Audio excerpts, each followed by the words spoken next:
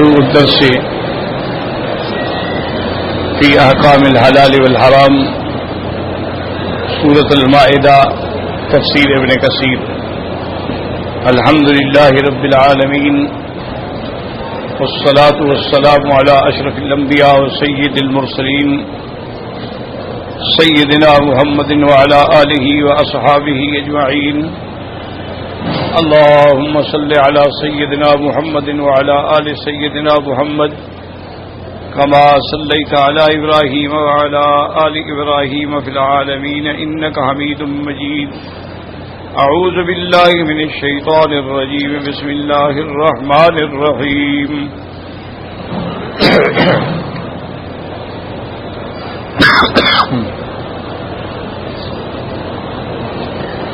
يا أيها الذين آمنوا أوفوا بالعقود وحلت لكم بهيمة الأنعام إلا ما يتلى عليكم غير مهل الصيد وأنتم حرم إن الله يحكم ما يريد. سورۃ المائدہ الحمدللہ ہم نے پڑھی ہے، لیکن درمیان میں چونکہ ایک مہینے کا وقفہ آ گیا تھا، اس لیے اس مضامین کو اختصار کے ساتھ خلاصے کے ساتھ میں عرض کرتا ہوں. سب سے پہلا اللہ نے حکم دیا کہ اپنے عقد جو ہے، اپنے عہود جو ہیں وہ پورے کریں. اب عقد جو ہے یہ بندے اور اللہ کے درمیان میں بھی ہے، اور عقد جو ہے وہ بندے اور بندے کے درمیان میں بھی ہوتا ہے. اللہ کے ساتھ جب ہم نے کلمہ پڑھ لیا تو ہمارا ایک عہد ہو گیا کہ لن اشرک بربنا احدا، اللہ تیری ذات کے ساتھ ہم کسی کو شریک نہیں بنائیں گے. حضور صلی اللہ علیہ وسلم کی جب رسالت کا اتباع کر لیا تو گویا ایک عقد ہو گیا کہ ہم حضور کے ہر فرمان کی اطاعت کریں گے. جو اللہ کے رسول حکم فرمائیں گے اس پہ عمل کریں گے، جس سے روکیں گے اس سے رک جائیں گے. اسی طرح بندوں کا عقد ہوتا ہے کہ آدمی کسی سے معاملہ کرتا ہے، تجارت کرتا ہے، کوئی معاہدہ کرتا ہے. اسی طرح عقد نکاح بھی ہوتا ہے کہ ایجاب و قبول ہوتا ہے، وہ بھی ایک عقد ہے. تو اللہ نے ایک بنیادی حکم عطا فرما دیا کہ جو بھی عقود ہیں ان کو پورا کرو. اب اس کے بعد اللہ پاک نے فرمایا کہ ہم نے تمہارے لیے چوپائے جو ہیں وہ حلال کر دیے ہیں، مگر وہ جن کو اللہ تبارک و تعالی نے جن کی حرمت کا اعلان کر دیا. یعنی ویسے تو گویا کہ ہمارے لیے سب چیز حلال ہے، لیکن جن کو اللہ نے حرام کر دیا وہ حرام. اسی طرح اس میں ایک حکم یہ بھی ہے کہ غیر محل الصید وانتم حرم، کہ اگر تم حالت احرام میں ہو تو شکار کرنا حرام. یعنی حالت احرام کے بغیر تو شکار کرنا جائز ہے، بلکہ شکار کرنا سنت انبیاء ہے کہ حضرت اسماعیل علیہ السلام بھی شکار فرماتے تھے، لیکن حالت احرام کے اندر شکار کرنا جو ہے وہ منع ہے. اور یہ اللہ نے کیوں حکم دیے ہیں کہ ان اللہ یحکم ما یرید، اللہ تبارک و تعالی جو حکم فرمائے جو چاہیں، کیونکہ وہ مالک ہیں اور ساری دنیا ان کی مملوک ہے، وہ خالق ہیں، سب مخلوق ہیں. تو اب ان کا منشا ہے جو حکم بھی فرمائیں گے، لیکن چونکہ وہ ارحم الراحمین ہیں اس لیے اپنے بندوں کے لیے جو بھی حکم فرماتے ہیں اس میں خیر ہوتا ہے. اب آگے اللہ نے فرمایا کہ یا ایھا الذین آمنوا لا تحلوا شعائر اللہ، ایمان والو اللہ کی تعظیم عظمت والی چیزوں کو جو ہے اس کی اہانت نہ کرو. یعنی حلال نہ سمجھو کہ ان کو جو مرضی ہے اکھاڑ دو، نہیں، وہ حرمت والی چیزیں ہیں. شعائر اللہ سے مراد ہوتا ہے اللہ کی نشانیاں.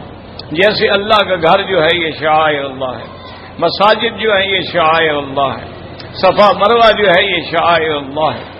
ان الصفا والمروہ من شعائر اللہ. اسی طرح منا ہے، عرفات ہے، مزدلفہ ہے، اذان ہے، یہ سب شعائر اللہ ہے.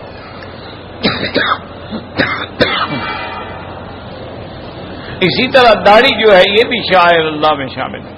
تو اللہ نے فرمایا کہ ان کی بے حرمتی ہرگز نہ کریں. والشہر الحرام، اور نہ ان مہینوں کی جو حرمت والے مہینے ہیں، 4 مہینے جن کو اللہ تبارک و تعالی نے منہا اربعۃ حرم، 4 مہینے جو ہیں وہ حرمت والے ہیں، ذی القعدہ، ذی الحجہ، محرم اور رجب. ان کے اندر قتال بھی منع ہے، لڑائی بھی منع ہے، ہر قسم کا جھگڑا بھی منع ہے. وللہدی وللقلائد، اور جو جانور قربانی کے لیے لے جا رہے ہیں ان کی بھی اہانت نہ کریں. وللقلائد، قلائد قلادہ سے ہوتا ہے جن کے گلے میں ہار ڈالا جائے. تو پہلے عادت تھی کہ جو جانور جو ہیں آتے تھے قربانی کے لیے مکہ مکرمہ میں یا حج کی بکری کے لیے، تو ان کے گلے میں وہ چمڑے کا ہار ڈال دیتے تھے. تو یہ نشانی ہوتی تھی کہ یہ جانور اللہ کے نام پہ جا رہا ہے تو اس سے کوئی تعرض نہ کرے. ولا آمین البیت الحرام فضلا من ربهم ورضوانا، اور جو لوگ قصد کر رہے ہیں اللہ کے گھر آ رہے ہیں اور اللہ کا فضل چاہتے ہیں، اللہ کی رضا چاہتے ہیں، ان سے بھی تعرض نہ کریں، ان سے بھی جھگڑا نہ کریں. وَإِذَا حَلَلْتُمْ، اور جب تم احرام سے نکل جاؤ، حلال ہو جاؤ، فَاصْطَادُوا، اب شکار کرو. یہ امر جو ہے وجوب کے لیے نہیں ہے کہ ہر حال میں جو بھی احرام سے نکلے وہ شکار کرے. معنی یہ ہے کہ جو شکار تم پر بند تھا اب حلال ہو گیا ہے.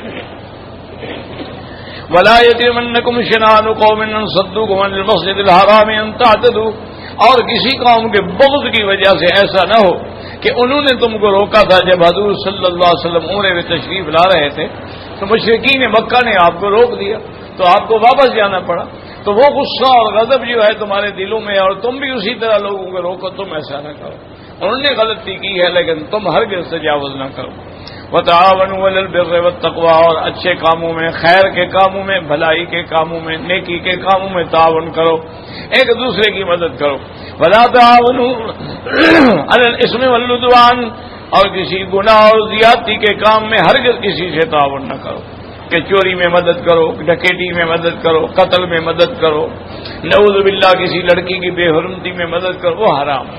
وَلَا تَعَاوَنُوا عَلَى الْإِثْمِ وَالْعُدْوَانِ وَاتَّقُوا اللَّهَ، اللہ سے ڈریں. اصل سرمایہ جو ہے وہ یہی ہے کہ دل میں اللہ کا ڈر پیدا ہو جائے. اس کا نام ہے تقویٰ، کہ اللہ تعالیٰ نے جن چیزوں سے روکا ہے آدمی رک جائے، اور جن چیزوں کا حکم دیا ہے ان پر اللہ تبارک و تعالیٰ کی رحمت سے عمل کرے. اس لیے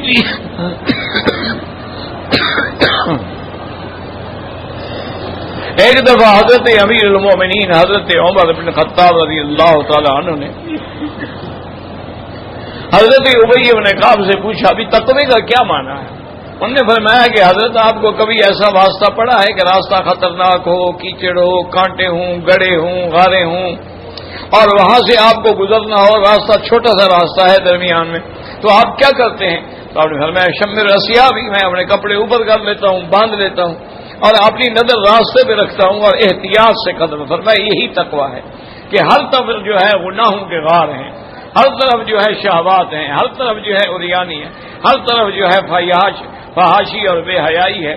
ان سب سے بچ کے صراط مستقیم پہ چلنے کا نام جو ہے وہ تقویٰ. ان اللہ شدید العقاب، اگر تم نہیں بچو گے تو اللہ تبارک و تعالیٰ سخت عذاب دینے والے ہیں. اللہ تبارک و تعالیٰ نے یہ احکام جو ہے بیان فرما دی. اب بیان فرماتے ہیں کہ تم پہ کیا کیا چیزیں حرام ہیں، کیونکہ یہ بڑے اہم مضمون ہیں سورۃ مائدہ کے، اس کو ہمیشہ کے لیے دماغوں میں بٹھا لیں. فرمایا حرمت علیکم المیتہ، کہ تم پر میتہ جو ہے اللہ نے حرام کر دی، یعنی جو جانور خود بخود مر جائے وہ تم پر حرام ہے. والدم، اور خون بھی حرام ہے. خون سے مراد کون سا خون ہے؟ عام خون نہیں ہے. خون سے مراد ہے دمن مسفوحا، جو ذبح کرنے وقت خون نکلتا ہے وہ حرام ہے. ورنہ آپ دیکھیں تلی جو ہے وہ بھی خون ہے، اسی طریقے سے کلیجی جو ہے وہ بھی خون ہے، لیکن وہ خون جو ہے وہ حلال ہے. لیکن یہ ذبح والا خون جو ہے یہ حرام. پہلے زمانے جاہلیت میں اس خون کو بھی اکٹھا کر لیتے تھے، پھر اس کو جماتے تھے، جمانے کے بعد اس کو کھانے میں استعمال کرتے تھے. تو اس لیے اللہ نے بتلا دیا کہ یہ خون بھی حرام ہے، اور مردہ جانور جو خود بخود مر جائے وہ بھی حرام ہے. حرمت علیکم المیتۃ والدم ولحم الخنزیر، اور خنزیر بھی تم پہ حرام ہے. یہاں ذکر تو لحم کا ہے، یعنی گوشت خنزیر کا حرام، ورنہ خنزیر کی ہر چیز حرام. خنزیر جو ہے وہ نجس العین ہے، اس کا گوشت بھی حرام ہے، چربی بھی حرام ہے، چمڑا بھی حرام ہے، اس کی ہڈیاں بھی حرام ہیں، اس کے بال بھی حرام ہیں، اس کا ذرہ ذرہ جو ہے وہ حرام ہے. لحم الخنزیر، یہ یعنی اصول بیان کے مطابق لحم کا ذکر آ گیا، ورنہ یہ نہیں ہے کہ خنزیر کا گوشت تو حرام ہو اور باقی چیزیں حلال ہوں. باقی چیزیں بھی حلال نہیں ہیں. حتیٰ کہ اس کا چمڑا جو ہے دباغت کرنے کے بعد بھی حلال نہیں ہوتا ہے، یہ نجس العین ہے۔ وَلَحْمُ الْخِنزِيرِ وَمَا أُهِلَّ لِغَيْرِ اللَّهِ بِهِ، اور جو اللہ کے نام کے سوا کسی اور کے نام پہ ذبح کیا جائے۔ کیا معنی ہے؟ یا تو یہ قولن ہو یا عملن ہو۔ قولن یہ ہے کہ ذبح پیر کے نام پہ کر رہا ہے، بت کے نام پہ کر رہا ہے، لات کے نام پہ کر رہا ہے، حبل کے نام پہ کر رہا ہے، منات کے نام پہ کر رہا ہے، تو یہ حرام۔ ایک ہوتا ہے فعلن کہ بھی نام تو اللہ کا لے رہا ہے لیکن جا کے مزار پہ ذبح کرتا ہے، تو یہ بھی حرام ہے، یہ بھی ما اہل بہ لغیر اللہ میں ہے، کیونکہ اس کی نیت یہ ہے۔ اگر نیت ثواب ہوتی تو جہاں ذبح کرو ثواب تو اللہ نے پہنچانا ہے۔ قبر کے قریب ہوگا تو ثواب پہنچے گا اور دور ہوگا تو ثواب نہیں پہنچے گا۔ یعنی جو آپ مکے میں بیٹھ کے قرآن پڑھیں گے وہ تو اس کا ثواب تو نہیں پہنچے گا، لیکن قبر پہ بیٹھ کے پڑھو تو پہنچے گا، یہ غلط بات۔ اسی طرح اگر غیر اللہ کی نیت بھی آ جائے تو وہ حرام ہے، غیر اللہ کے نام کا ارادہ بھی آ جائے تو وہ حرام ہے۔ وما اہل لغیر اللہ بہ والمنخنقۃ والموقوذۃ، اور ایسا جانور جس کا گلا گھونٹ کے مار دیا جائے وہ بھی حرام ہے۔ والموقوذۃ، اور ایسا جانور جس کو لاٹھی لگے اور مر جائے وہ بھی حرام۔ والمتردیۃ، اور ایسا جانور جو اوپر سے گرے، پہاڑ سے گرا نیچے آیا مر گیا، یا اوپر سے کنویں میں گر گیا وہ بھی حرام ہے۔ والنطیحۃ، اور ایسا جانور جس کو دوسرے جانور نے سینگ مار کے مار ڈالا، اس نے سینگ مارا اور جانور مر گیا وہ بھی حرام ہے۔ وما اگر سب، اور وہ جانور بھی حرام ہے جس کو کسی بھیڑیے نے، کسی درندے نے، کسی چیتے نے کھا لیا وہ بھی حرام۔ الا ما ذکیتم، ہاں مگر اگر تم نے ذبح کر لیا۔ کیا مانا کہ جانور کا گلا گھونٹا گیا لیکن ابھی جانور مرا نہیں تھا، زندہ تھا، تم نے ذبح کر لیا تو حلال ہو گیا۔ جانور اوپر سے گرا ہے لیکن ابھی زندہ ہے، ابھی پاؤں ہلا رہا ہے، تم نے ذبح کر لیا تو وہ حلال ہے۔ جانوروں کو کسی نے سینگ مارا ہے لیکن ابھی وہ زندہ تھا کہ اما زکیتم، جس کو تم نے حلال، لیکن یاد رکھو الا ما زکیتم کا تعلق جو ہے وہ منخنقہ سے ہے، موقوذہ سے ہے، متردیہ سے ہے، نطیحہ سے ہے، میتا سے نہیں ہے، کیونکہ وہ تو پہلے ہی مر گئی، اس کے گلے گھونٹنے یا ذبح کرنے کا سوال ہی پیدا نہیں ہوتا ہے کہ تم مردے کو پھر ذبح کرو۔ اسی طرح وما اہل لغیر اللہ سے بھی نہیں ہے، کیونکہ وہ تو غیر اللہ کے نام کی وجہ سے حرام ہو گئی۔ کلوا مما ذکر اسم اللہ علیہ، اسی کو کھاؤ جس پہ اللہ کا نام لیا جائے۔ ولا تاکلوا مما لم یذکر اسم اللہ علیہ، اور اس کو نہ کھائیں جو اللہ کا نام جس پہ ذکر نہ کیا جائے۔ اسی طرح فرمایا وما ذبح علی النصب، نصب کہتے ہیں بت، کہ کافروں نے بت بنائے ہوئے تھے، ان کے چرنوں میں آگے جانور ذبح کرتے تھے، تو اس کا ذبح جو ہے وہ بھی حرام ہے۔ وان تستقسموا بالازلام، اور ازلام کہتے ہیں تیر، تیروں سے تقسیم کرنا جو ہے وہ بھی حرام ہے۔ کیا مانا؟ کافروں کے زمانے میں انہوں نے تیر بنائے ہوئے تھے، اور جو ان کے پادری ہوتے تھے یا کعبے کے مجاور ہوتے تھے ان کے پاس وہ تیر ہوتے تھے، کسی تیر پہ لکھا ہوتا تھا افعل کرو، کسی پہ لکھا ہوتا تھا لا تفعل نہ کرو، کسی پہ لکھا ہوتا تھا بینا بینا، کسی پہ لکھا ہوتا تھا غلفن۔ تو اب وہ آتے ان کو نذرانے دیتے اور وہ تیر نکال کے پھینکتے، آ جاتا بھی نعم تو کام کرو بھائی، آ جاتا کہ لا تفعل کرنا، نہ یہ کام نہ کرنا تم ناکام ہو جاؤ گے، اور آ جاتا غلفن تو کہتے بھائی یہ 50% ہے، ہو سکتا ہے ہو جائے، ہو سکتا ہے نہ ہو۔ اور اسی طرح ان میں ایک بڑی بری عادت یہ تھی کہ جو جانور آ کے اپنے بتوں پہ ذبح کرتے تھے، مثلا 4 آدمیوں نے مل کے ایک اونٹ خرید لیا 400 ریال میں اور آ کے بت کے نام پہ ذبح کیا، تو اس کے گوشت کو بھی وہ اسی طرح تیر ڈال کے تقسیم کرتے تھے۔ اب جس بیچارے کے نام سے تیر نکل آیا اللہ تو اس کا حصہ مارا گیا نا، وہ تو حرام، اس کو تو کچھ بھی نہ ملا، تو اس لیے اللہ نے فرمایا یہ حرام ہے ان تستقسموا بالازلام، کہ تم گوشت کی تقسیم جو ہے وہ تیر کی راہ کرو، تیر نکال کے کرو، ایسا کرنا حرام۔ ایک ہوتا ہے قرآن اندازی، یاد رکھو قرآن اندازی کرنا حلال ہے، قرآن اندازی الگ چیز ہے اور استقسام بالازلام الگ چیز۔ قرآن اندازی جو ہے جیسے کہ بی بی مریم کے بارے میں خود قرآن پاک میں موجود ہے، اللہ نے ارشاد فرمایا کہ میرے محبوب وما كنت لديهم اذ يلقون اقلامهم ايهم يكفل مریم، میرے محبوب آپ اس وقت وہاں موجود نہیں تھے جب وہ کلمے ڈال کے فیصلہ کر رہے تھے کہ بیوی مریم کی کفالت کون کرے۔ تو انہوں نے یہ کیا تھا کہ بھی لکڑی کے قلم ہوتے تھے نا کانے کے جو ہم بناتے تھے کسی دور میں، ایسے قلمیں بنا لی، ان پہ سب کے نام لکھ لیے، اور حضرت زکریا علیہ السلام نے فرمایا کہ اس کو پانی کے اندر ڈال دو، اور جو تیر اپنے پانی کے ساتھ بہہ جائے اس کا تو کوئی حق نہیں، اور جو تیر پانی کے بہاؤ کے خلاف اوپر چلا جائے وہی بھی مریم کی کفالت کرے گا۔ تو اس لیے اللہ تبارک و تعالیٰ کا ایسی اللہ کے ہر کام میں حکمت ہے، کیونکہ حضرت عیسیٰ ابن مریم کو بھی ایسی آیات اور نشانیاں ملنی تھیں، اس لیے ان کی والدہ کی کفالت کے لیے بھی ایسی علامات آ گئے کہ بھی اگر تیر اوپر جائے تو پھر تو اس کا حق ہے، ورنہ اس کا حق نہیں۔ تو اللہ کی شان یہ ہے کہ وہ تیر جو ہے حضرت زکریا کے نام میں نکل آیا۔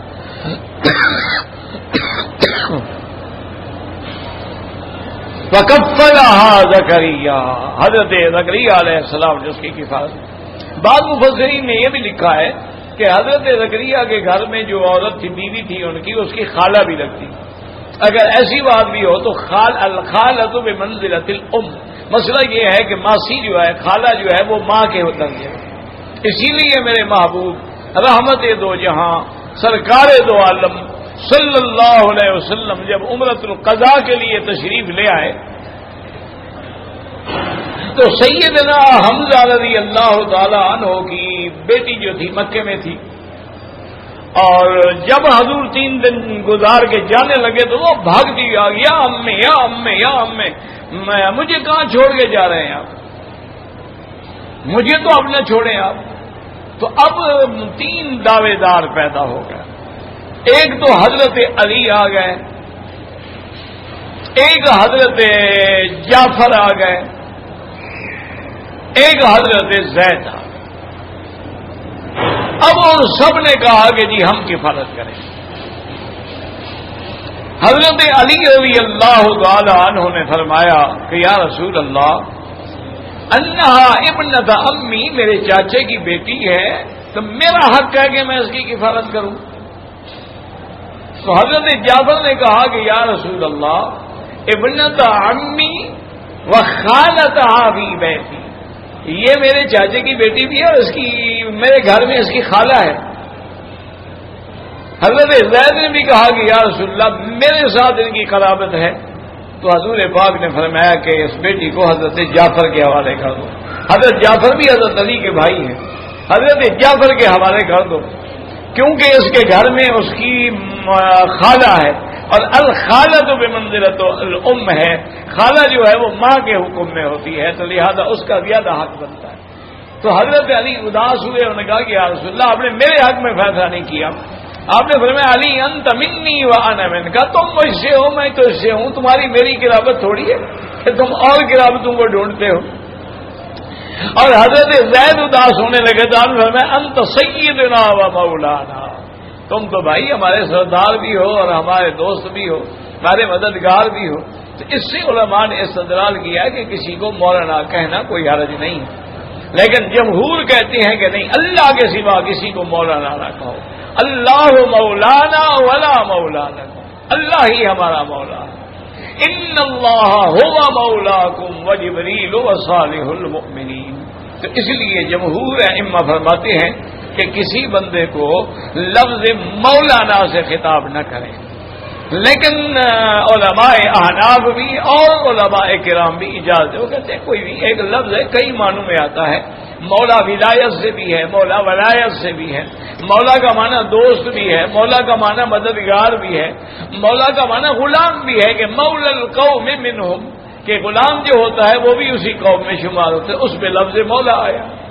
اور حضور نے خود اپنے بارے میں ارشاد فرمایا کہ میرے آقا کا، رحمت دو جہاں کا صلی اللہ علیہ وسلم کا معمول مبارک تھا کہ جب کوئی میت آتی تو پہلے حضور پوچھتے تھے حل علیہ دین، اس پر کوئی قرضہ ہے؟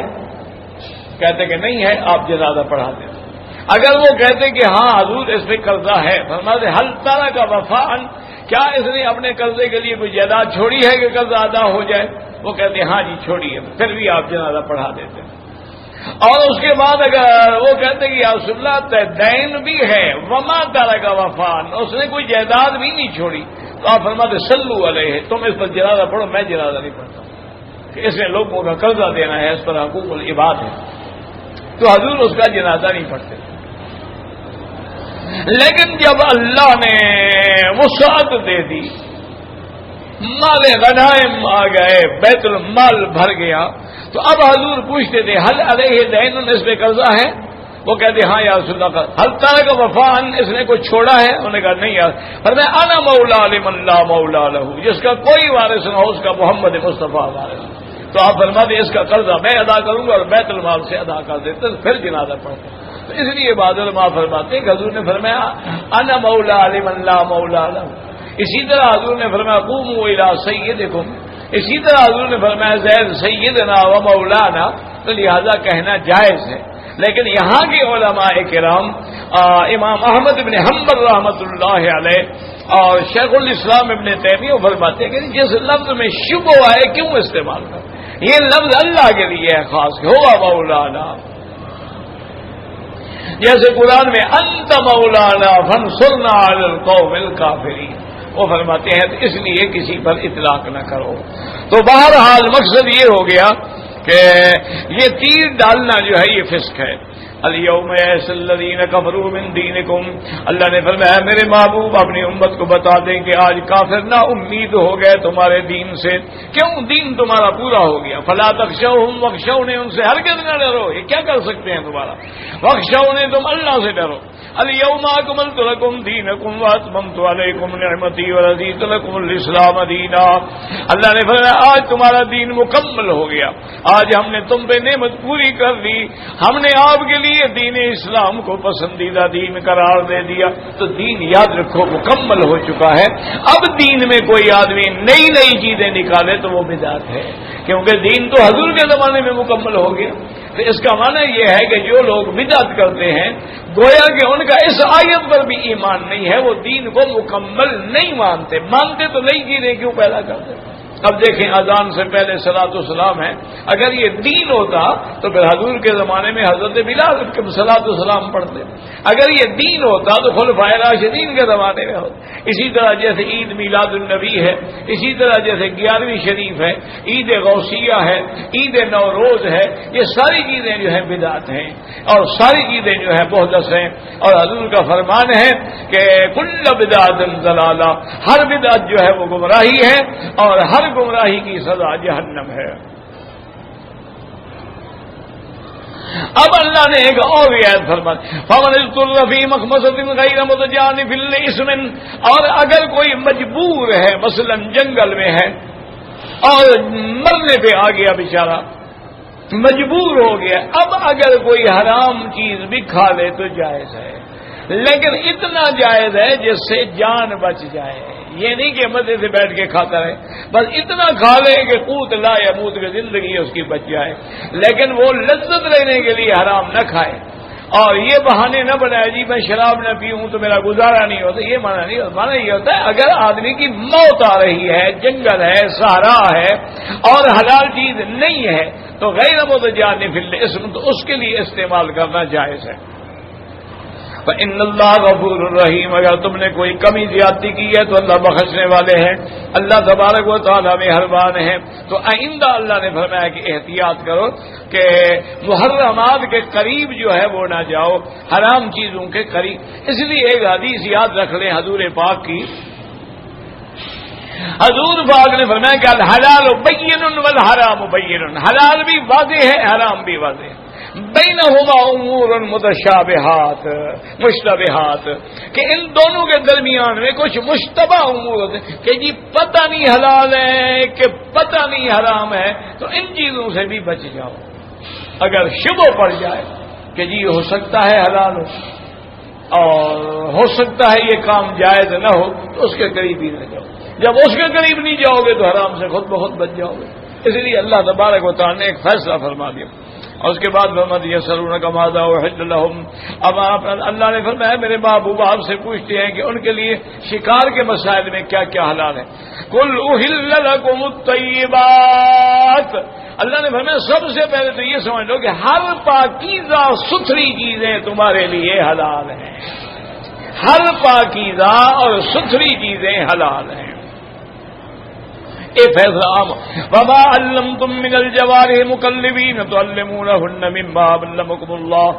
اور جو جانور جن کو تم نے سکھایا ہے جانور ہے، کتا ہے، باز ہے، چیتا ہے، شیر ہے اور شکرا ہے، شاہین ہے، ان کو شکار کے لیے سکھاتے ہیں لوگ. تو اس کا حکم یہ ہے، یاد رکھو کہ کتا ہے اور شکاری ہے،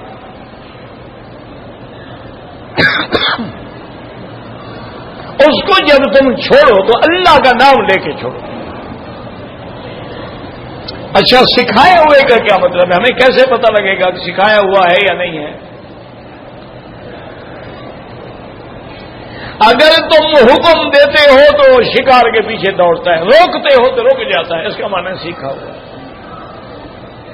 اور دوسرا، جب شکار کو پکڑتا ہے تو پکڑ کے بیٹھ جاتا ہے، کھانا نہیں شروع کر دیتا. اگر اس کو خود کھانا شروع کر دے، اس کا معنی اسے اپنے لیے شکار کیا ہے، تمہارے لیے شکار نہیں کیا. تو یہ علامت ہے کہ ایک تو اللہ کا نام لے، اور دوسرا یہ ہے کہ کلوا مما امسکنا علیکم، جو انہوں نے تمہارے لیے پکڑ لیا اس کو کھائیں. اچھا، اس میں ایک مسئلہ اچھی طرح سمجھ لیں. ہم نے کتا چھوڑا، اب اس نے ایک ہرن کو پکڑ لیا، ہم پہنچ گئے، ہم نے ذبح کر دیا، اس میں تو کوئی شبہ ہی کوئی نہیں ہے، اس میں تو کوئی شک ہی نہیں ہے کہ حلال ہے. ایک یہ ہے کہ نہیں، ہم نے ہرن پہ کتا چھوڑا، اس نے اس کو پکڑا گردن میں اور وہ مر گیا. اب ہم پہنچے، اگر ہم نے اللہ کا نام لے کے چھوڑا تھا تو وہ بھی حلال، وہ بھی ہمارے لیے حلال.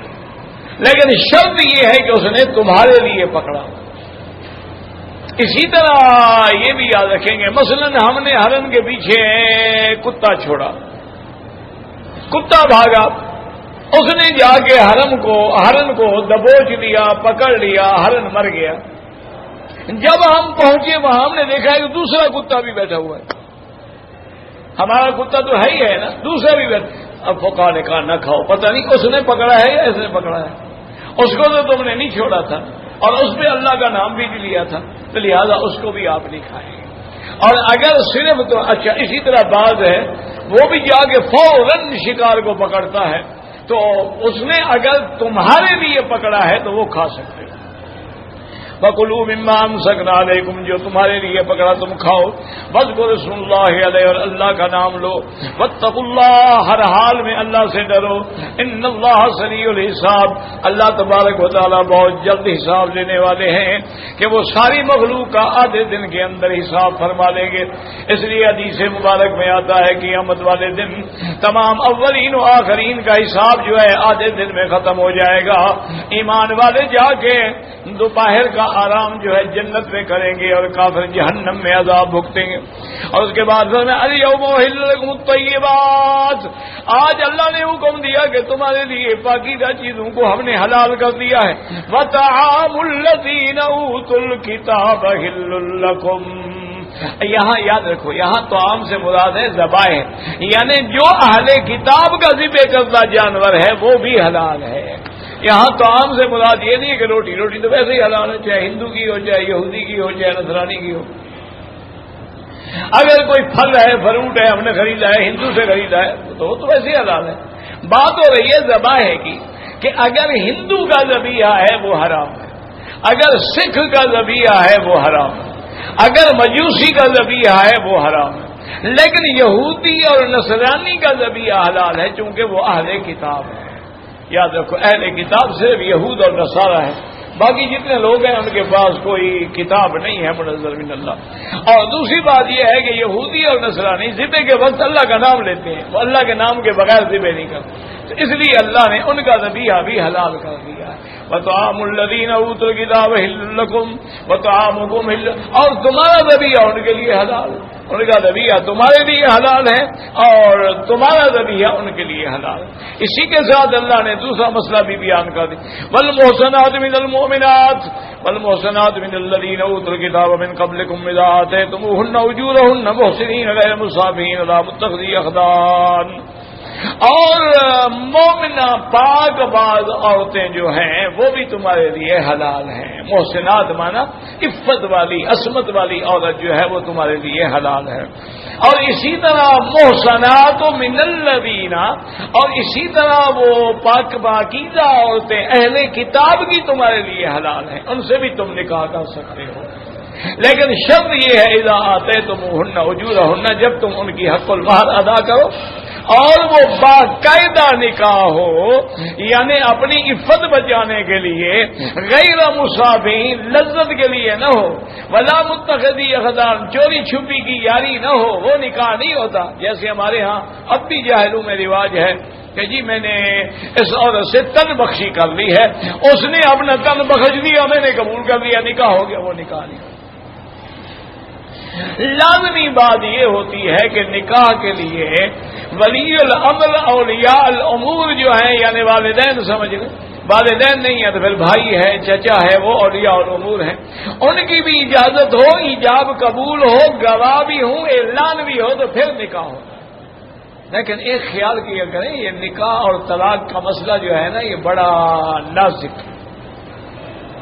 آج کل ہمارے لوگ اللہ معاف کرے، اللہ معاف کرے، اللہ معاف کرے، بڑی غفلت کرتے ہیں. ورنہ صریح حدیث ہے میرے مدنی پاک کی کہ ثلاثن جدہن جد وہزلہن جد.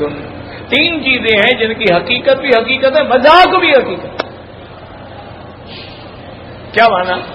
اگر کسی نے مذاق میں کہا کہ میں نے تمہیں لڑکی دی، اس نے کہا میں نے قبول کی، نکاح ہو گیا. اس نے مذاق میں بیوی سے کہا میں نے تمہیں طلاق دی ہے، پھر کہا کہ نہیں میں تو ہنسی مذاق کراتی ہوں، طلاق ہو گئی. یہ کوئی مذاق نہیں. اس نے مذاق میں کہا کہ میں نے تمہیں آزاد کیا غلامی سے، وہ آزاد ہو. یہ تین چیزیں جو ہے ان کا خیال کیا کریں. ایسے نہ کہہ دیا جیسے ہمارے یہاں بہت بڑا مشکل ہے کہ ابھی بچی پیدا ہوتی ہے اور دوسرا آ جاتا ہے کہ بھائی تمہاری بیٹی جو ہے نا میرے بیٹے کے لیے، بس میں نے اسے کہا ٹھیک ہے جی بادشاہ، تمہاری بہو ہے، کمال ہے، تمہارے بیٹے کو نہیں دیں گے، ہم نے تمہارے بیٹے کو دے دی. وہ اسی وقت جناب وہ چھوٹی 2 سال کی بچی کو آگے انگوٹھیاں بھی پہنا دیتے ہیں. تو یہ نکاح ہو جاتا ہے جناب، یہ نکاح ہو گیا. ہاں اس میں شریعت نے ایک حق دیا ہے عورت کہ اگر بالغ ہونے پر اس کو پتہ لگ جائے گا نا، 9-10 سال کی ہوگی تو پتہ لگ جائے گا کہ فلانے کے ساتھ تمہارا نکاح کیے گئے. جب بالغ ہو جائے گا مجھے نکاح منظور نہیں ہے تو وہ نکاح ختم. لیکن اگر بالغ ہونے کے بعد حیض آ گیا اور 2-4 دن خاموش رہی تو پھر نکاح ہو گیا، پھر انکار نہیں کر، فوراً انکار کرے. تو اس لیے ان باتوں کا بہت خیال کیا کرو. ہمارے لوگ کہہ دیتے ہیں، پھر چھوٹا موٹا جھگڑا ہو جاتا ہے، پھر دوسری جگہ شادی کر دیتے ہیں. تو یہ حرام ہے. وہ تو پہلا نکاح موجود ہے، دوسرا نکاح ہو ہی نہیں سکتا. اچھا بعض مولوی صاحبان بھی کہہ دیتے ہیں کہ ہاں جی یہ وعدہ نکاح تو ہے لیکن نکاح نہیں. اللہ کے بندے وعدہ خلافی کرنا تو منافق کی علامت ہے. اوفوا بالعقود پھر کہاں گیا؟ ان العہد کان مسئولا پھر کہاں گیا؟ تو بہرحال ایسی چیزوں میں خیال کیا کرو تاکہ آدمی بلا وجہ اپنے حلال کو حرام نہ کر بیٹھے. اور اسی طرح لا حول ولا قوت، یہ بھی یاد رکھو کہ اہل کتاب کی لڑکی سے نکاح کب جائز ہے؟ جب کوئی مومن لڑکی نہ ملے. یعنی ہم ایسے ملک میں ہیں کہ وہاں مسلمان لڑکی نہیں ملتی. جیسے ہمارے لوگ جاتے ہیں نا پڑھنے کے لیے، بچے جاتے ہیں 5 سال 6 سال 8، اور ایسے ملک میں ہوتے ہیں کہ سب یا یہودی ہیں یا عیسائی ہیں. اب اگر وہ نکاح نہ کرے تو کیا زنا کرے؟ اس لیے اسلام نے اجازت دے دی کہ اہل کتاب کی لڑکی سے نکاح کر سکے. اور یہ بھی ضروری نہیں کہ اس کو جبرن مسلمان نہیں، وہ اپنے مذہب پہ رہے، کوئی بات نہیں، نکاح پھر بھی جائے. لیکن اہل کتاب کی لڑکی سے نکاح کر سکتے ہو، تمہاری لڑکی ان کے لڑکے سے نکاح نہیں کر سکتی. ایک مسئلہ یہ یاد ہے، اگر مومنہ لڑکی موجود ہے تو پھر اہل کتاب کی لڑکی سے بھی نکاح نہ کرو، کیونکہ اس میں بھی بڑا خلل ہوتا ہے، بڑا خدشے ہوتے ہیں۔ ابھی میں ایسے کئی لوگوں کو جانتا ہوں، انہوں نے یہودی لڑکیوں سے شادی کی، اس سے اولاد ہو گئی، جھگڑا ہو گیا، طلاق ہو گئی، اولاد جو ہے لڑکی ماں لے گئی اور وہ نہیں دیتی۔ اچھا، انگریز کا قانون یہ ہے کہ جو عورت کہے گی وہی مانی جائے گی۔ اب جو بچے پیدا ہونے سے لے کر 16 سال تک یہودی ماں کے پاس رہیں گے وہ کیا مسلمان بنیں گے؟ سوال ہی پیدا نہیں ہوتا۔ تو اس لیے بڑا احتیاط کیا کریں کہ اگر مسلمان لڑکی ملے تو اہل کتاب کی لڑکی سے شادی نہ کریں۔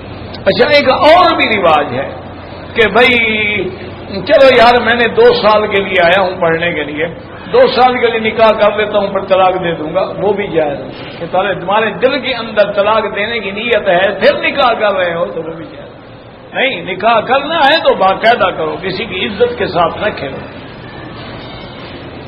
اور جس سے نکاح کرو والمحصنات، یہ بھی خیال کرو کہ وہ پاکیزہ عورتیں ہوں، یہ نہ اس کے پہلے 4 فرینڈ ہوں، ایسی لڑکیوں سے بھی نکاح نہ کرو۔ تو اس لیے اللہ تبارک و تعالیٰ نے بڑی پابندیاں لگا دی، اور یہ بھی تحقیق کر لو کہ اس کا پہلے سے کسی کے ساتھ عقد ہو تو نہیں چکا، کسی کے ساتھ وہ زبان تو نہیں دے چکے، کسی کے ساتھ۔ اچھا، اس لڑکی نے کبھی کسی کے ساتھ خود نکاح کر لیا ہو تو عاقلہ بالغہ کا نکاح بھی ہو جاتا ہے۔ وہ بات ائمہ فرماتے ہیں کہ ولی کے بغیر نہیں ہوتا، لیکن بہرحال اس پہ زنا کی حد تو نہیں لگ سکتی کیونکہ اسے نکاح کیا۔ اس لیے ان چیزوں میں بڑا احتیاط کیا کریں۔ نکاح، طلاق، وہ کہے جی میں نے تو مذاق میں طلاق دی، یا کہے جی میں تو غصے میں تھا شدید طلاق دی۔ طلاق 3 چیزیں ہیں جن کی مذاق بھی حقیقت ہے اور حقیقت بھی حقیقت ہے۔ ثلاث جدہن جد وحضرہن جد النکاح والطلاق والعتاق، ان چیزوں کا بڑا احتیاط کریں۔ ومن یکفر بالایمان فقد حبط عملہ، اور جو آدمی ایمان لانے کے بعد کفر کرے اس کے عمل برباد ہو گئے۔ وہو فی الآخرۃ من الخاسرین، اور آخرت کے اندر بھی وہ تروٹے بالوں میں ہوگا، یعنی مرتد ہو جائے تو اس کے عمل بھی برباد ہو جاتے ہیں۔ ان احکام کے بعد اب اللہ تبارک و تعالیٰ، وہ تھے احکام حلال حرام کے، اب احکام ہیں جن کا تعلق عبادات سے ہے۔ یا ایھا الذین آمنوا اذا قمتم الى الصلاۃ فاغسلوا وجوہکم وایدیکم الى المرافق وامسحوا برؤوسکم وارجلکم الى الکعبین۔ ایمان والو جب نماز کے لیے کھڑے ہوں، کیا مانا؟ یعنی جب نماز کا ارادہ کرو، یہ مانا تھوڑا ہے کہ جب نماز میں کھڑے ہوں تو پھر وضو کرو، مانا اذا اردتم القیام الى الصلاۃ، جب نماز کے جانے کا ارادہ کرو تو اس وقت جو ہے تم پہلے وضو کرو، اور وضو کرنے کا حضور پاک نے طریقہ سکھلا دیا ہے کہ آپ ہاتھ دھوئیں، اس کے بعد کلی کریں، ناک میں پانی دیں اور 3 دفعہ چہرہ دھوئیں اور 3 دفعہ اپنی کوہنیوں تک ہاتھ دھوئیں، اس کے بعد سر کا مسح کریں اور پاؤں جو ہے وہ 3 دفعہ دھوئیں۔ تو حضور نے وضو کر کے دکھلا دیا کہ اس پر عمل کریں، لیکن یاد رکھیں کہ ساری دنیا کا اتفاق ہے کہ وَأَرْجُلَكُمْ إِلَى الْكَعْبَيْنِ، پاؤں جو ہے ٹخنوں تک دھونے ہیں، ما سوائے شیعہ کے، ان کے نزدیک پاؤں دھونا ضروری نہیں ہے بلکہ مسح کافی ہے، لیکن یہ انتہائی زیادتی۔ قرآن کہتے ہیں وَامْسَحُوا بِرُؤُوسِكُمْ وَأَرْجُلَكُمْ إِلَى الْكَعْبَيْنِ، کعبین کا معنی ٹخنے، اور اگر مسح کر رہے ہیں تو مسح تو اوپر سے ہوگا، ٹخنے کا کیا مطلب ہے؟ پھر ٹخنے کے ذکر کرنے کا فائدہ کیا ہوا؟ معنی یہ ہے کہ یہ دھونا ہے۔ ہاں، مسح کب ہوگا؟ اگر کوئی آدمی موزہ پہنے وضو کر کے اور نیت کرے کہ اب اس کے بعد میں مسح کروں گا، تو اگر مقیم ہے اپنے گھر میں ہے تو 24 گھنٹے کے لیے اس پہ مسح کر سکتا ہے، مسافر ہے تو 3 دن اور 3 راتوں تک مسح کر سکتا ہے۔ تو اس لیے دونوں کی راتیں ہیں، وامسحوا برؤوسکم وارجلکم اور ارجلکم۔ وَإِن كُنتُمْ جُنُبًا، اگر جنابت کی حالت ہو، کیا مانا؟ آدمی کو احتلام ہو گیا، یا آدمی نے میاں بیوی نے مجامعت کر دی، یا اذا التقى الختان بالختان فقد وجب الغسل، جب مرد اور عورت کی شرمگاہیں مل گئیں اور حشفہ غائب ہو گیا تو اس کے بعد جو ہے وہ غسل واجب ہو جاتا ہے۔ یاد رکھو کہ اس میں 2 حدیثیں ہیں۔ ایک حدیث مبارک یہ کہتی ہے کہ الماء من الماء، کہ جب پانی آدمی کا نکلے، کیا معنی؟ منی نکلے تو اس کے بعد غسل ہے۔ آدمی میاں بیوی کھیلتے رہے، لعب کرتے رہے، لیکن منی نہیں نکلی، تو اس کا معنی جب پانی نہیں نکلا تو غسل نہیں۔ ایک حدیث کا معنی یہ ہے۔ تو اس سے یہ بھی مفہوم ہو گیا کہ حتیٰ کہ میاں بیوی نے مثلا میاں نے دخول بھی کیا لیکن انزال نہیں ہوا، پانی نہیں نکلا، تو کہتے ہیں غسل نہیں۔ اب دوسری حدیث آ گئی، اس میں حضور نے حکم فرمایا کہ اذا التقى الختان بالختان، کہ جب شرمگاہ سے مل جائے، انزال ہو نہ ہو، پانی نکلے نہ نکلے، اب غسل واجب ہے، تو غسل ضرور۔ اب یہ دو حدیثیں۔ اچھا، ایک تیسری بات بھی یاد ہے، ایک ہوتا ہے کہ پیشاب سے پہلے سفید مادہ آ جاتا ہے، جسے عام طور پہ لوگ کہتے ہیں دھات ہو گئی ہے، جی اس کو جریان ہو گیا ہے، یا پیشاب کرنے کے بعد سفید قطرے نکل آتے ہیں، تو اس پر بھی غسل واجب نہیں ہوتا، اس کے لیے استنجا ہے اور وضو۔ یہ اچھی طرح سمجھ، کیوں کبھی میاں بیوی ہنسی کھیل کر شہوت کے ساتھ لیسدار مادہ تو نکلا ہے لیکن منی نہیں ہے، تو غسل کب ہوگا؟ جب منی نکلے۔ اور منی کس کو کہتے ہیں؟ فَلْيَنْظُرِ الْإِنسَانُ مِمَّا خُلِقَ مِن مَّاءٍ دَافِقٍ، کہ وہ پانی جو ٹپک کے نکلے اور اس کے بعد وہ عضو کی قوت مر جائے، وہ منی ہے، اس پر غسل واجب ہے، یاد رکھیں۔ ماء دافق، ٹپکنے والا پانی، چونکہ وہ ٹپک کے پہنچتا ہے نا رحم میں، فجعلناہ فی قرار مکین، اس کے علاوہ جو ہے غسل نہیں۔ اچھا، اسی طرح تو اب دو حدیثیں ہو گئی، تو بعض محدثین نے ان دونوں حدیثوں کا یہ فیصلہ کیا کہ الماء من الماء، وہ کہتے ہیں وہ پہلے حدیث تھی، اذا التقى الختان یہ بعد میں حکم ہے، تو لہٰذا وہ پہلی حدیث منسوخ ہے، اور اب حکم اسی پہ ہے کہ اگر شرمگاہیں ملی ہے تو غسل کرنا ہوگا بس۔ لیکن امام ابو حنیفہ رحمۃ اللہ علیہ فرماتے ہیں، وہ کہتے ہیں نہیں، دونوں حدیثیں ٹھیک ہے، کوئی منسوخ نہیں، وہ کہتے ہیں دونوں حدیثیں درست۔ کیسے درست ہے؟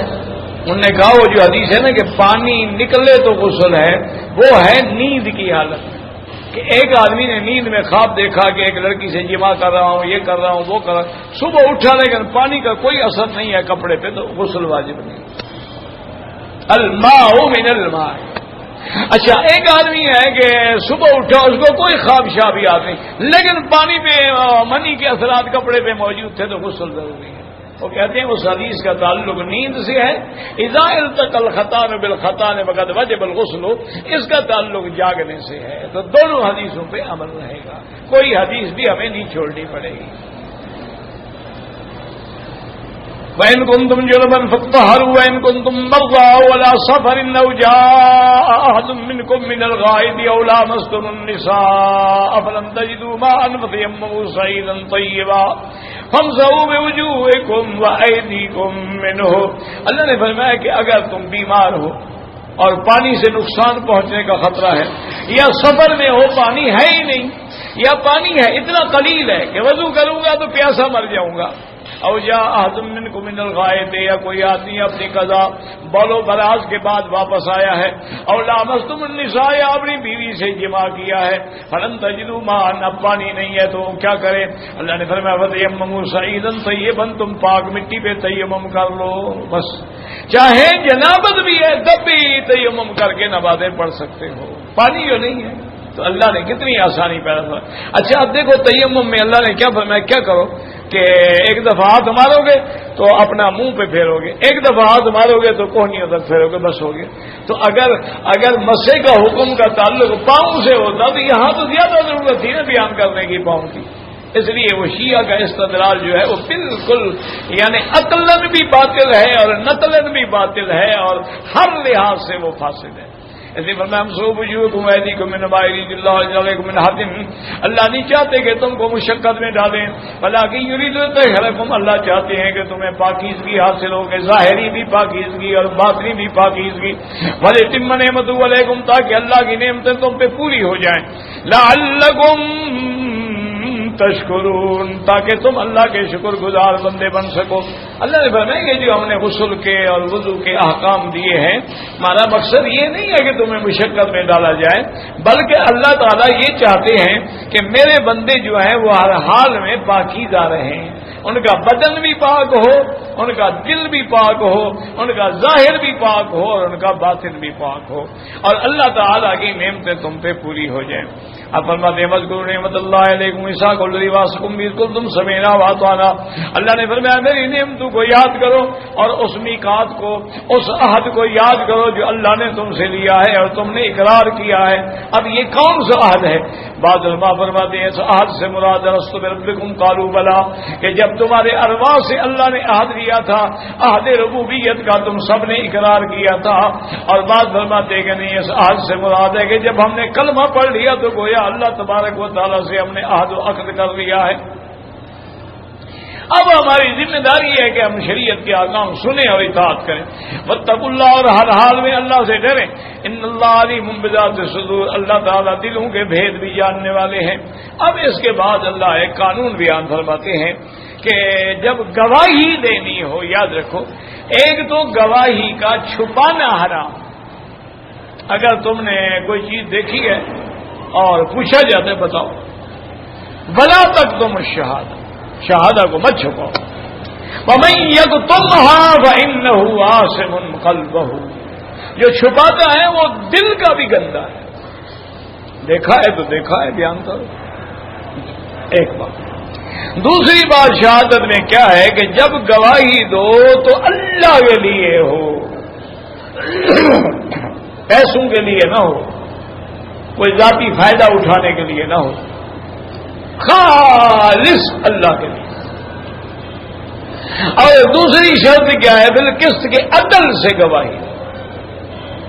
اب آدمی عدل سے کیوں ہٹتا ہے کہ یا تو رشتہ داری ہے، دوستی ہے، تعلق ہے تو جھوٹی گواہی دے دوں، یا دشمنی میں کہ میرا مخالف ہے رگڑا لگتا ہے تو جھوٹی گواہی دے کے رگڑا لگا دوں۔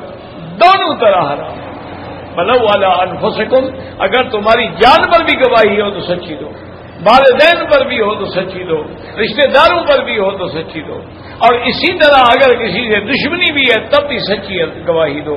گواہی کے اندر عدل کرو، انصاف کرو اور اللہ کے۔ اچھا، اسی طرح اللہ نے یہ بھی حکم دیا ہے کہ جو گواہ ہے اس کو بھی ذلیل نہ کرو۔ اسی لیے آج دیکھیں نا، ہر آدمی گواہی سے ڈرتا ہے۔ پہلے چھوڑو جی، کون تھانے کے چکر کاٹے، کون عدالتوں کے چکر کاٹے، 3 سال مقدمے چلتے ہیں، ہم ساتھ گھسیٹتے رہیں۔ تو اللہ نے فرمایا لا یضار کاتب ولا شہید، جس نے وہ معاملہ لکھا ہے، یہ گواہی دی، اس کو تنگ مت کرو، بس گواہی لو، بات ختم ہو گئی۔ کیوں یا اس کو دھمکیاں دو گے، تم نے گواہی دی تو ہم تمہیں مار ڈالیں گے، تم نے گواہی دی تو ہم تمہارا نقصان کر دیں گے، یہ بالکل چیزیں حرام۔ اس لیے اب اللہ یہاں شہادت کے قانون بیان فرماتے ہیں۔ یا ایھا الذین آمنوا کونوا قوامین للہ شہداء بالقسط، ایمان والو خالص اللہ کے لیے گواہی دو اور عدل سے۔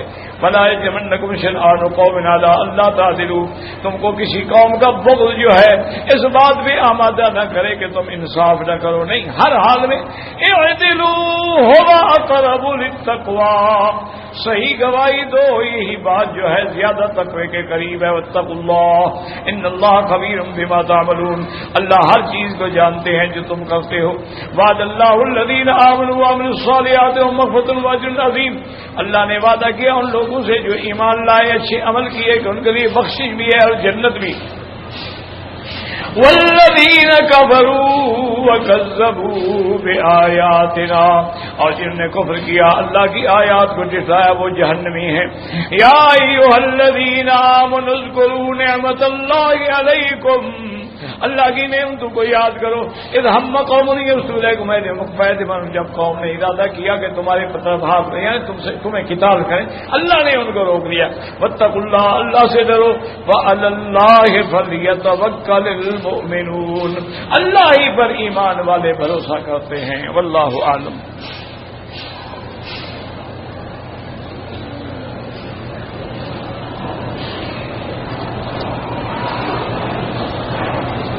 کہتے جی کہ کل آپ نے فرمایا تھا کہ وادی نخلا میں 9 جن جو ہے وہ ایمان لے آئے ہیں. وہ کس جگہ ہے، کس علاقے سے آئے تھے؟ پہلے تو بھائی مجھے افسوس لگتا ہے بعض اوقات سوال پڑھ کے. میں کہتا ہوں کہیں سے آئے تھے، کیا تکلیف ہے تمہیں؟ دیکھیں نا، اللہ نے قرآن میں فرمایا قل اوحی الی انہ استمع نفر من الجن فقالوا انا سمعنا قرآنا عجبا. میرے محبوب آپ لوگوں کو بتلا دیں کہ اللہ نے مجھے وحی کے ذریعے خبر دی ہے کہ جن آئے تھے ان نے قرآن سنا اور ایمان لے. اللہ نے بھی نہیں بتلایا کہاں سے آئے تھے، کون تھے، کس برادری کے تھے، وہ سید تھے، بلوچ تھے، پٹھان تھے، ازبک تھے، پختون تھے، سندھی تھے. تو قرآن نے نہیں بتایا، تمہیں کیا تکلیف ہو گئی یہ ڈھونڈنے کی؟ عجیب لوگ ہیں، ایک مزاج بن گیا ہے کہ سوال کرنا ہے بس. ایسے یاد رکھو کہ جنوں کے بارے میں حضرت شاہ عبد العزیز محدث دہلوی رحمت اللہ علیہ نے کتاب لکھی. اس کتاب کا نام ہے احکام المرجان فی احکام الجان. اس میں سارے جنوں کے حقائق ہیں. اور یہ تو میں نے آپ کو کل بتایا تھا، اللہ کے بندے تمہیں بھول گیا کہ نصیبین کے علاقے سے تھے. 9 جن تھے اور نصیبین جگہ کا نام ہے، وہاں سے تھے. اور وادی نخلا بھی میں نے آپ کو بتایا تھا کہ سو کے اکاز ما بین الطائف والمکہ، مکے اور طائف کے درمیان میں اس جگہ کا نام وادی نخلا ہے. وہاں حضور صبح کا قرآن پڑھ رہے تھے اور وہ آئے، سنا اور مسلمان ہوئے. تو میں نے بتا دیا تھا بلا وجہ. آپ کیا کہے آگے؟ لیکن اگر نہ بھی میں بتاتا تو کہیں کے بھی جنوں یار، ہمیں تو تمہارا بھی پتہ نہیں ہے کہ تم کہاں سے عمرہ کر رہے ہو. نہیں، کس کس سے پوچھے گا حاجی صاحب کہاں سے آئے؟ جہاں سے آئے شکر کرو الحمدللہ. اللہ نے کعبہ نصیب کیا، عمرہ نصیب کیا، مدینہ شریف نصیب کیا.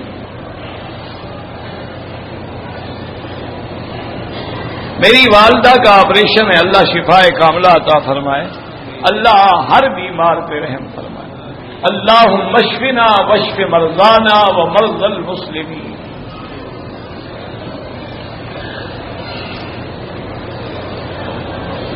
کہتے ہیں جی کہ حضرت بلال حبشی کو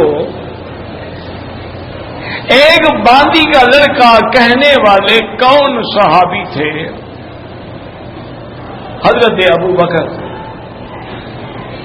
رضی اللہ تعالی عنہ. ایک دفعہ سیدنا ابو بکر صدیق رضی اللہ تعالی عنہ کسی بات پہ ناراض ہوئے حضرت بلال سے، تو انہوں نے فرمایا کہ یا ابن امۃ السودا، کہ وہ کالی باندی کے بیٹے تم ایسی بات کر رہے ہو. فبکا بلال، حضرت بلال رونے لگ گئے. حضور کی خدمت میں آئے اور آگے عرض کیا کہ یا رسول اللہ، آج مجھے ابو بکر نے ایسا تانا دیا ہے کہ میں کالی باندی کا بیٹا ہوں اور کالا ہوں، مجھے اللہ نے بنایا ہے. لیکن اللہ کا شکر ہے میرا دل تو کالا نہیں ہے، اس میں تو ایمان ہے. حضور نے حضرت ابو بکر کو بلایا اور آپ کو فرمایا کہ قلت کلمۃ، تم نے آج اپنی زبان سے ایسا کلمہ نکالا ہے، لو القیتها بالبحر، اگر میں دریا میں بھی ڈال دوں تو وہ کڑوا ہو جائے گا. اور میں فوراً بلال سے معافی مانگو، ایسا نہ ہو کہ بلال کا رب ناراض ہو جائے. حضرت ابو بکر صدیق رضی اللہ تعالی نے حضرت بلال سے معافی مانگی اور پھر ساری زندگی کبھی بلال نہیں کہا، کہتے تھے سیدنا بلال.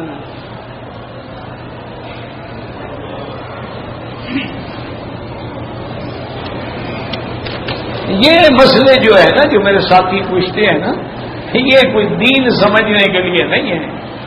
اس بیچارے نے کسی ٹی وی پہ سوال پڑھا ہوگا یا اخبار میں، تاکہ جواب مولوی مکی دے دے گا، انعام ہمیں مل جائے گا. یہ وہ سوال. اتنا تجربہ ہمیں بھی ہو جاتا ہے، میں پیو تو نہیں ہوں لیکن اتنا تجربہ تو ہو گیا نا، پڑھتے پڑھتے پڑھاتے پڑھاتے جو زندگی گزر گئی، تو آدمی سوال کی شکل دیکھ کے اندازہ تو لگا لیتا ہے. کسی نے کہا تھا کہ خط کا مضمون دیکھ لیتے ہیں لفافہ دیکھ کر. لفافہ دیکھنے سے بھی اندازہ ہو جاتا ہے کہ خط میں کیا ہوگا.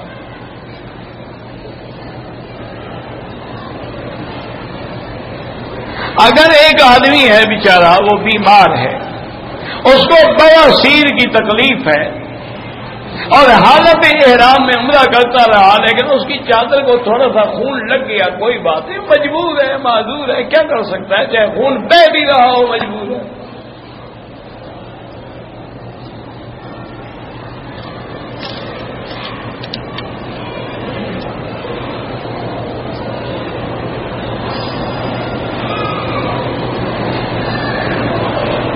مدینہ منورہ سے واپسی پر عمرے کا ارادہ کیا اور اپنی والدہ مرحومہ کے لیے میں نے عمرہ کیا. عمرہ مکمل کرنے کے بعد پہلے میں نے احرام اتار دیا, بعد میں حلق کرایا. اب اس کو بھی سمجھو. اب دیکھیں نا, احرام میں دو چادریں, ایک نیچے باندھی ایک اوپر ہے. سر منڈانے سے پہلے اوپر کی چادر اتار کے رکھ دی کہ بلا وجہ بال نہ پڑے, کوئی حد نہیں. ایک ہے احرام اتار دیا گیا, کیا مانا کہ تم نے شلوار قمیض پہن کے پھر حلق کرایا, تو دونوں میں فرق ہے.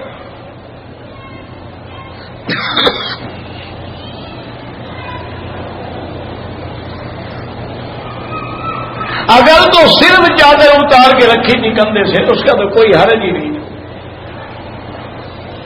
اگر تم نے شلوار قمیض پہن لی بعد میں حلق کرایا ہے, تو اگر اس میں پورا دن گزر گیا ہے یا 5-6 گھنٹے گزر گئے تو دم پڑ گئی. اگر فوراً حلق کرا لیا ہے تو دم نہیں پڑے گی. لیکن مسئلہ یہی ہے کہ اگر حلق کرانا ہو, کپڑے پہن بھی لیے ہیں, تو دوبارہ احرام باندھ لو, پھر حلق کرا کے پھر بعد میں کپڑے پہن.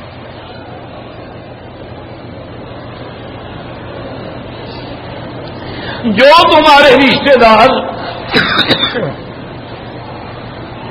والدین فوت ہو گئے ان کے لیے آپ حج بدل بھی کر سکتے ہیں, اور احناف کے نزدیک عمرہ بھی کر سکتے ہیں, زندہ کے لیے نہیں, طواف بھی نہیں. اگر ہم نے مکہ میں رہتے ہوئے عمرہ کرنا ہو تو ہم احرام کہاں سے باندھیں گے؟ لازماً حد حرم سے باہر جائیں گے, یا مسجد عائشہ یا جیرانہ یا عرفات یا حدیبیہ, یعنی حد حرم سے باہر جا کر ہل سے احرام باندھیں گے. کیونکہ جب بی بی عائشہ نے عمرہ کیا تو بی بی عائشہ مکے میں موجود تھی, حج پہ بعد آئے, معابدہ میں موجود تھی. انہوں نے کہا یا رسول اللہ میں نے عمرہ نہیں کیا حیض کی وجہ سے, تو آپ نے ہمیں بھائی کو لے کے جاؤ تنیم اور وہاں سے احرام باندھ کے عمرہ کرو. تو مانا یہ ہوا کہ مکے والا بھی اگر عمرہ باندھنا چاہے وہ حرم کے اندر سے نہیں باندھ سکتا, لازماً حد حرم کے باہر جانا ہوگا. اور قریب ترین چونکہ تنعیم ہے, مسجد عائشہ ہے, تو وہاں سے جا کے احرام باندھے. اور دوسری جگہ جو ہے جعرانہ ہے, یہ آپ جبل نور جاتے ہیں نا, جبل نور جائیں پھر طائف جائیں تو آگے وہیں سے راستہ نکلتا ہے, اس کو کہتے ہیں جعرانہ.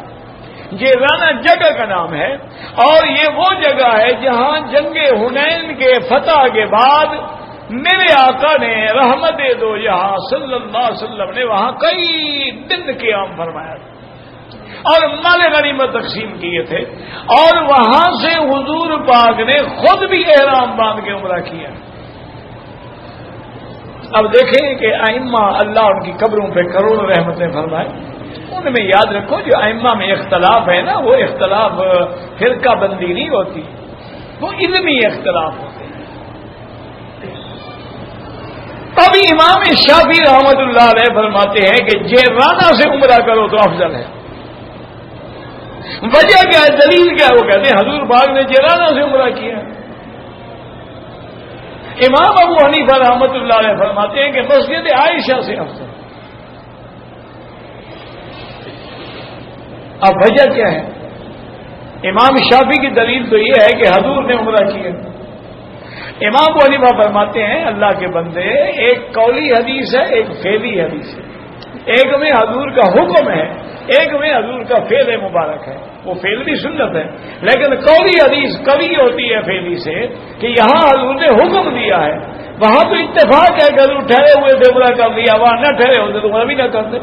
تو کبھی کبھی تو فعل جواز کے لیے بھی ہوتا ہے، کبھی فیل ہوتا ہے لیکن کہ بھئی جائز ہو جائے ضروری. اب مثلا حضور پاک نے اپنی بیٹی کو کندھے پہ بٹھا کے بھی نماز پڑھی ہے. اس کو ہم سنت تو نہیں کہیں گے نا کہ ہر بندہ پہلے بچی دے آئے کندھے پہ رکھے پھر نماز پڑھے. مانا یہ ہے کہ یہ جائز تو ہے اگر ایسے حالات ہو جائے، لیکن وہ سنت نہیں ہو. سنت وہ ہے جس پہ عمل ہو یا حضور کا حکم ہو.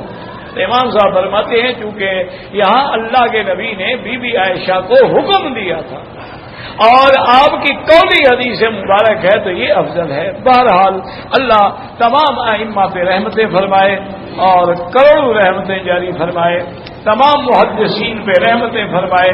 کسی کے بارے میں بھی کبھی دل میں کوئی برا خیال نہ رکھا. ایک بات ہے، جتنے محدثین گزر گئے سب پہ اللہ کی رحمت ہے. جتنے ائمہ مجتہدین ہیں، فقہا ہیں، اولیاء ہیں، علماء ہیں، کسی کے بارے میں بھی دل میں کوئی بغض نہ ہو. باقی ایک بات ٹھیک ہے کہ آدمی جس استاد سے پڑھتا ہے اس کو زیادہ توفیق اور ترجیح دیتا ہے. تو یہ ورنہ یہ ہے کہ سب ائمہ دین کے تابع ہیں، قرآن و سنت کے تابع ہیں، قرآن و سنت پہ عمل کرنے والے ہیں.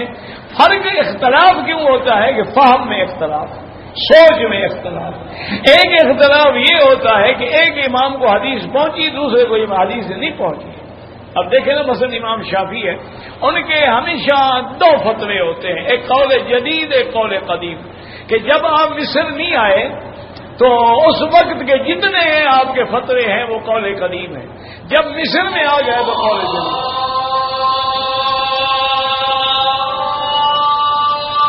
یہ گھڑی غلط ہے سر، میں اسی کو دیکھ رہا ہوں کہ ابھی تو 20 منٹ